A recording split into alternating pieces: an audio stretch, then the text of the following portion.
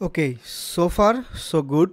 এখন পর্যন্ত আমরা যা যা দেখলাম তা ছিল ভিউয়ের কিছু বেসিক সিনটেক্স, কিছু বেসিক বিষয়, স্পেশালি মেথড, তার রিঅ্যাক্টিভিটি ব্যাপারটা কিভাবে কাজ করে, মেথডের মধ্যে কম্পিউটেড ওয়াচার, তারপরে হচ্ছে কিভাবে মেথডগুলো আমরা ES6 ফরম্যাটে লিখবো সেই জিনিসগুলো আমরা দেখলাম।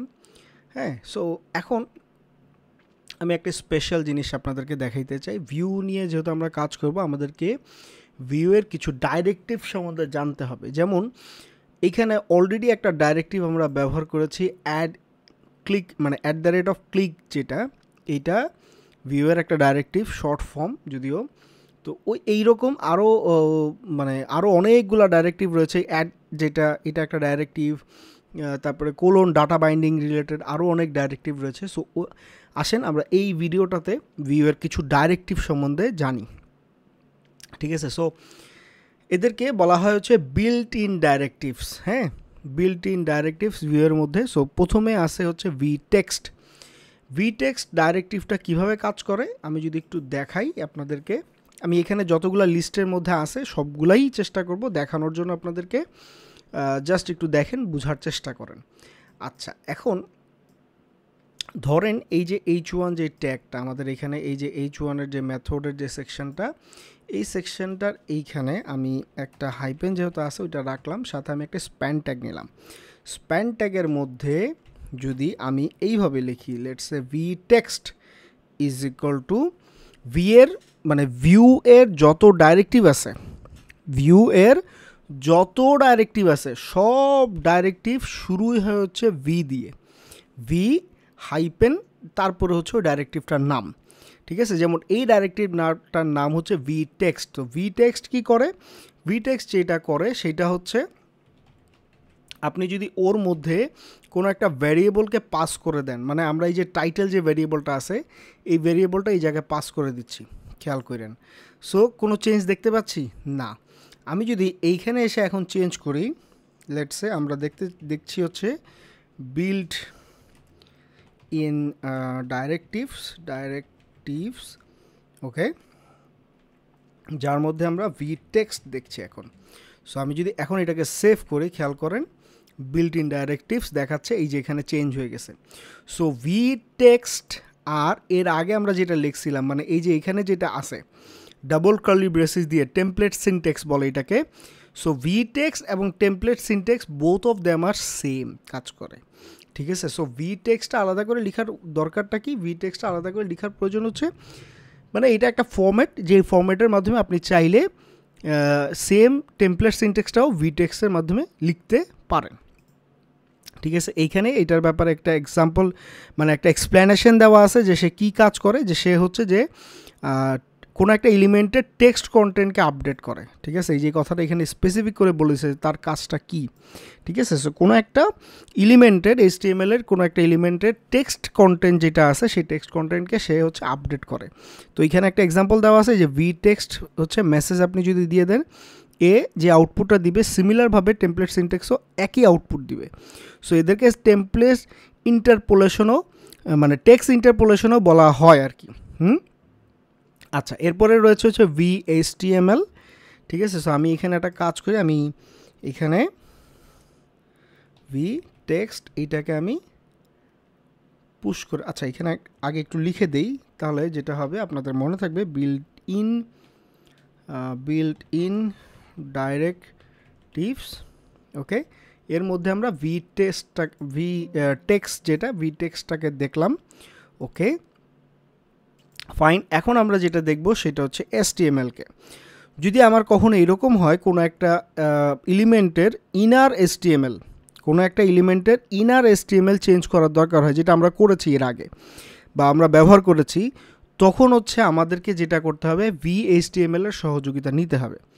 ফর এক্সাম্পল, আমি যদি এইখানে এই যে H1 যে ট্যাগটা রয়েছে, এই H1 ট্যাগের নিচে আমি আরেকটা ট্যাগ নিতে চাই, কারণ আমি এই H1টা নিলাম, এই H1-এর ভিতরে এসে আমি কি করলাম, vhtml কথাটা লিখলাম, ঠিক আছে? vhtml কথাটা লিখলাম, লিখে আমি এর মধ্যে একটা ধরেন HTML এর যেই সিনট্যাক্স রয়েছে, মানে র HTML যে সিনট্যাক্স, সেই র HTML সিনট্যাক্স আমি এর মধ্যে পাস করব। ফর এক্সাম্পল আমি এখানে একটা ভেরিয়েবল নেই HTML, লেটস র র HTML নাম দিয়ে আমি একটা সিনট্যাক্স নিচ্ছি। সো রেফ দিলাম, দেন এখানে টেমপ্লেট এডিটরের সিম্বলটা দিলাম, দেন এখানে একটা এলআই, আর এলআই এর এই সাইডে হচ্ছে একটা অ্যান্ড ট্যাগ বসাইলাম। এখানে বলে দিলাম হচ্ছে ইনসার্টিং, জাস্ট একটা ভেরিয়েবল, হ্যাঁ, ইনসার্টিং র HTML। ওকে, সো এখন এই ভেরিয়েবলটাকে আমি এই জায়গাটাতে পাস করে দিলাম। ঠিক আছে, এখন যদি আমরা একটু দেখি, এখানে খেয়াল করেন, পেজটা রিফ্রেশ দিলাম, দেখেন এইখানে র HTML এর এলআই এলিমেন্ট আকারে কিন্তু জিনিসটা পোস্ট হয়ে গেছে। খেয়াল করছি? হ্যাঁ, সে কিন্তু এখানে লিস্ট এলিমেন্ট আকারে HTML এর র কোডকে আমি সরাসরি ইনজেক্ট করতে পারছি। তো যদি কখনো এরকম সিনারিও হয় যে আমাকে HTML এর যে র সিনট্যাক্স রয়েছে, মানে HTML এর যে র বিষয়টা রয়েছে, সেই বিষয়টাকে যদি আমাকে ইনজেক্ট করতে হয়, হ্যাঁ, বা মানে এখানে দেখাইতে হয়, তখন আমরা কি করতে পারি, এই VHTML ডাইরেক্টিভসটাকে ব্যবহার করতে পারি। ওকে, সো আমরা VHTMLটাকে দেখলাম। ঠিক আছে, আচ্ছা, এরপরে কি আছে, VHTML এর পরে রয়েছে vShow। আচ্ছা, এখন আসেন, আমি এই জিনিসটাকে এবার কেটে দিচ্ছি,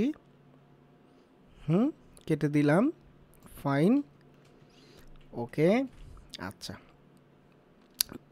জাস্ট সিম্পল যেরকম ছিল সেই রকম রাখলাম। ওকে, আচ্ছা, ভেরি গুড।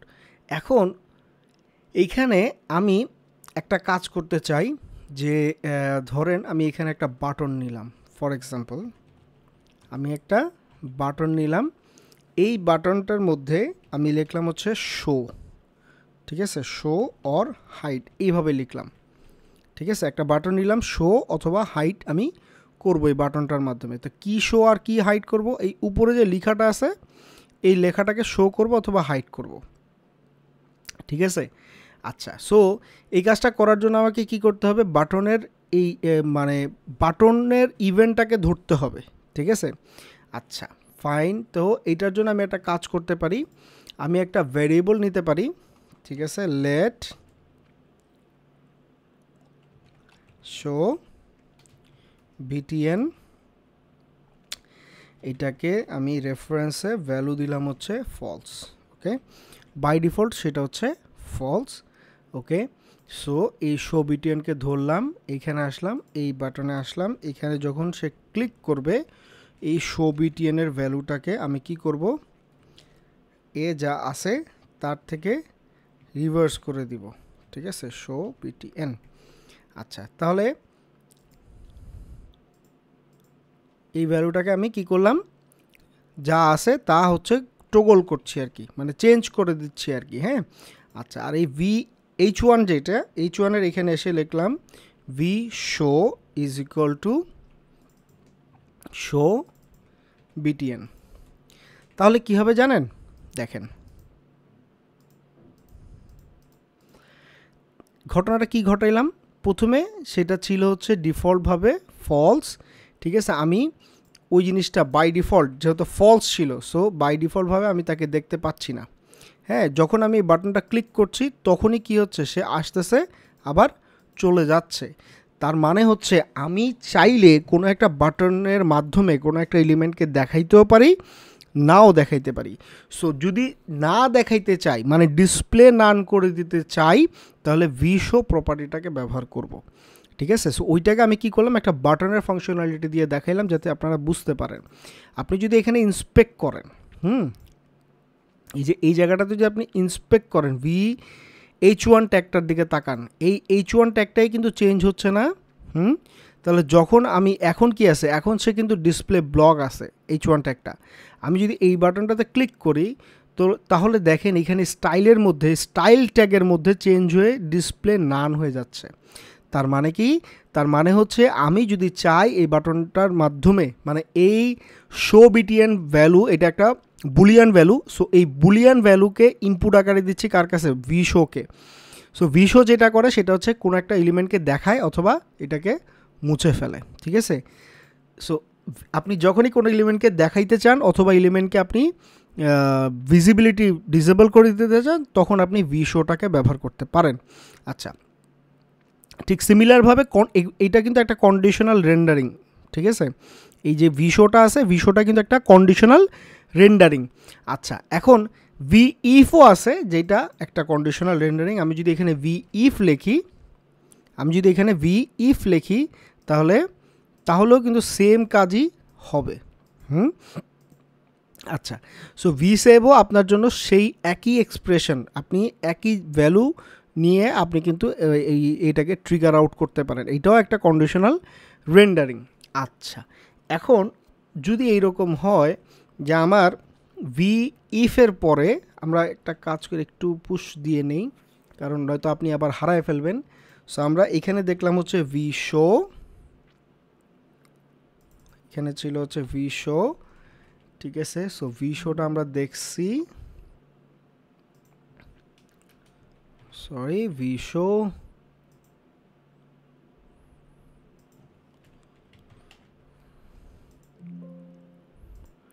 ভি শোটা আমরা দেখলাম, ঠিক আছে। ইভেন এইটার মতন করে আপনি চাইলে ভি ইফও লিখতে পারেন।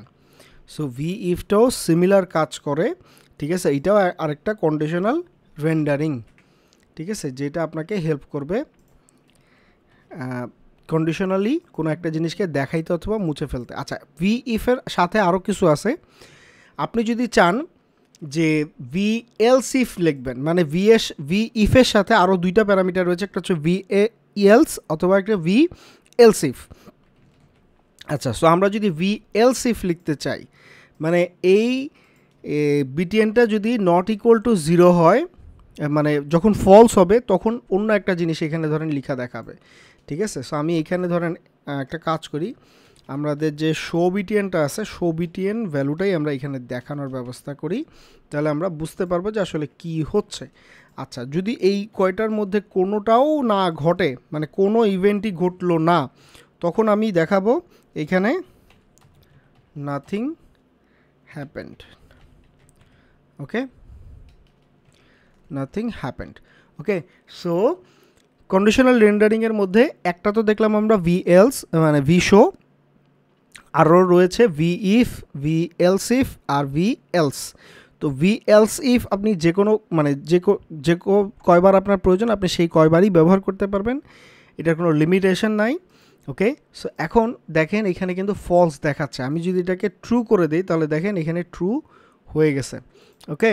এখানে দেখেন আবার ফলস হয়ে গেছে, আবার ট্রু হয়ে গেছে। সো যতবার ট্রু হচ্ছে ততবার আমি এখানে দেখতে পাচ্ছি। এখন যদি ব্যাপারটা এইরকম হয় যে আপনি এটাকে পুরোপুরি ব্ল্যাঙ্ক আউট করে দিলেন, ঠিক আছে, হ্যাঁ, পুরোপুরি ব্ল্যাঙ্ক আউট করে দিলেন, তারপরেও কিন্তু সে কী করছে, সে ওইখানে ভ্যালু হিসাবে যেহেতু আমরা কিছু দেই নাই, সো তার উপরে বেস করেও কিন্তু সে ট্রু এবং ফলস জেনারেট করছে, কারণ আমরা জাভাস্ক্রিপ্টে জানি যে কোনো ভ্যালু যদি না থাকে তাহলে সেখানে কি থাকে, নাল থাকে, তাই না, আনডিফাইন্ড। সো এখানে কিন্তু ওই জিনিসটাও কাজ করছে। সো যখন আপনার কন্ডিশনাল রেন্ডারিং প্রয়োজন, ভি ইফ, ভি এলস, আপনি এই তিনটাকে কিন্তু ব্যবহার করতে পারেন। সো এই তিনটাই পর এখানে দেওয়া আছে। আচ্ছা, এরপরে আসে হচ্ছে ভি ফর। এখন আসেন আমরা খুবই ইম্পর্ট্যান্ট একটা জিনিস দেখব, যেটাকে বলা হচ্ছে ভি ফর। সো আমি এখানে একটু এই জিনিসটাকে কমেন্ট আউট করে দেই যাতে করে আপনি পেয়ে যান ভি এলস। সো এই তিনটার অপারেশন আমরা দেখলাম। আচ্ছা, সো পুশ করে দিলাম। এখন আসেন, let's say I have an array, আমার কাছে কান্ট্রিজ নামে একটা অ্যারে আছে, ওকে। আচ্ছা, সো আমি এটাকে রেফ বানাইলাম, ওকে, রেফারেন্স বানায় অ্যারে টাইপ রেফারেন্স বানাইলাম। এখন এই অ্যারের মধ্যে আমরা কিছু ভ্যালু নিচ্ছি, ধরেন so let's say ID is equal to 1, to do, এখানে হচ্ছে আমার টাস্ক 1, ঠিক এইভাবে আমরা কয়েকটা টাস্ক নিচ্ছি। ফর এক্সাম্পল জাস্ট মানে আমাদের বোঝার সুবিধার্থে আমরা কিছু ডামি ইনফরমেশন ক্রিয়েট করে নিলাম যাতে করে এটাকে ফর লুপ চালাইতে পারি আমরা। আচ্ছা, সো এখানে কান্ট্রিজ না দিয়ে এটাকে লিখি হচ্ছে টুডুস, তাইলে সবচেয়ে ভালো হবে, বোঝা যাবে আর কি। আচ্ছা, সো টুডুস নামে আমার কাছে কি আছে, আমার কাছে একটা অ্যারে আছে ইনফরমেশন। এখন এই অ্যারেকে আমি কি করতে চাই, এই অ্যারেকে আমি লুপ করতে চাই, ইটারেশন করতে চাই। So on that case I have to take the help of v_for। ঠিক আছে, v_for আমাকে যে সুবিধাটা দিবে সেটা হচ্ছে, আমি এগুলাকে জাস্ট বন্ধ করে দেই, v_show বাটনটাই এখানে থাকলো, সমস্যা নাই। আচ্ছা, এখন আমাদের এইখানে এই ডিভের নিচে আমরা আরেকটা ডিভ নেই, এখানে আরেকটা ডিভ আমি নিলাম। ওকে, সো এই ডিভের ভিতরে আমি একটা এলআই এলিমেন্ট নিলাম। ঠিক আছে, আচ্ছা আচ্ছা, এলআই এর আগে আমি একটা কাজ করি, এখানে একটা ইউএল নেই, তার ভিতরে আমি এলআই নেই। ওকে, সো যাতে আনঅর্ডার্ড লিস্ট আকারে সেটা তারা আসতে পারে। আচ্ছা, সো এখন এলআই এলিমেন্ট, এখন এই এলআই এলিমেন্টের মধ্যে আমি কি করতে চাই, আমি এই টাস্কের ইনফরমেশনগুলো দেখাইতে চাই। ওকে, সো আমরা এখানে যেটা করব সেটা হচ্ছে আমরা v_for-কে ডাক দিব, v_for-কে ডেকে বলবো v_for আমাদের কাছে কি আছে, টু ডুর একটা লিস্ট আছে। সো তুমি কি করো, টু ডু লিস্ট থেকে, মানে টু ডুস নামক একটা লিস্ট আছে, টু ডু লিস্ট। সো ওই লিস্টটাকে তুমি কি করো, ইটারেট করো, ইটারেশন দাও। ঠিক আছে, ইটারেশন দিয়ে তুমি আমাকে দেখাও, কি দেখাবা, যেই টু ডুটা তোমার কাছে আছে সেইটা। তো এখন দেখেন এখানে টু ডু, এইটা হচ্ছে আমার সিঙ্গেল ইউনিট, আর এটা হচ্ছে আমার লিস্ট ইউনিট। ওকে, সো আমি সিঙ্গেল ইউনিটটাকে বের করছি লিস্ট ইউনিট থেকে, ফর লুপ চালাচ্ছি। ঠিক আছে, সো ফর লুপের মধ্যে প্রথমত আছে কি, টু ডু, মানে আমাকে টু ডুটা এইখানে আমি দেখাইতে চাই। সো আমি এটাকে সেভ করলাম, দেখেন এই যে টাস্ক 1 2 3 4 চলে আসছে। এখন যদি আপনার এখানে আরও একটা সংখ্যা থাকে, কোনো সমস্যাই না, আরও একটা এখানে চলে আসবে।